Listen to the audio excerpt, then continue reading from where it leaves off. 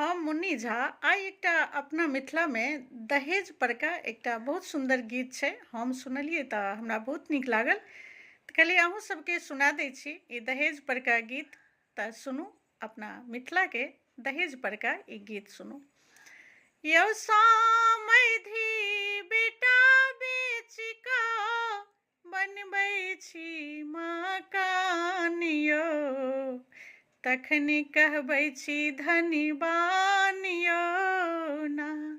यौ सामैधी बेटा बेच कऽ बनबै छी मकान यौ, तखन कहबै छी धनीवान यौ ना।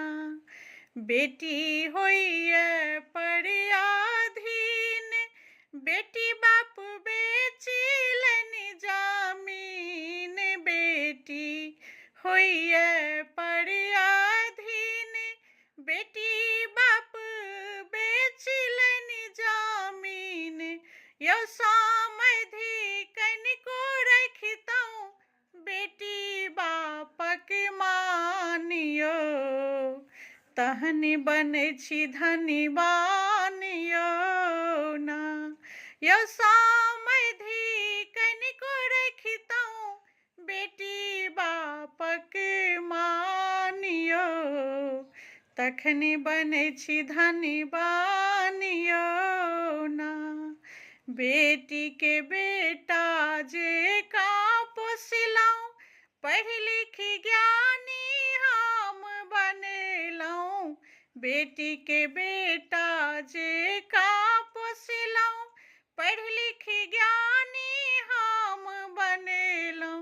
यौ सामैधी पाइ के आगू ज्ञानो छै बेकार यौ, तखन बनै छी धनीवान यौ ना।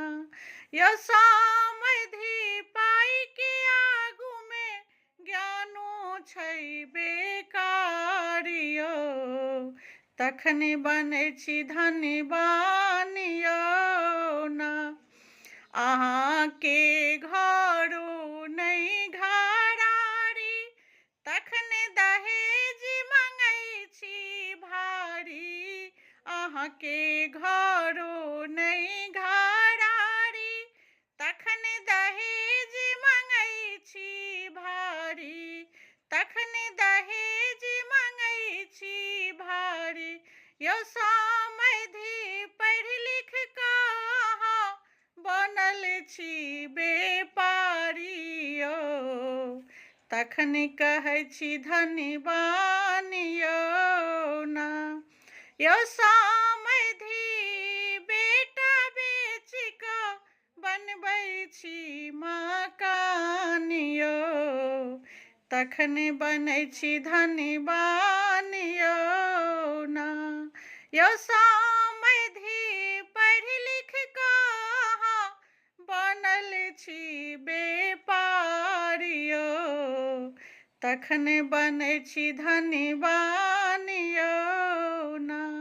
यौ सामैधी बेटा बेच कऽ बनबै छी मकान यौ, तखन कहबै छी धनीवान यौ ना।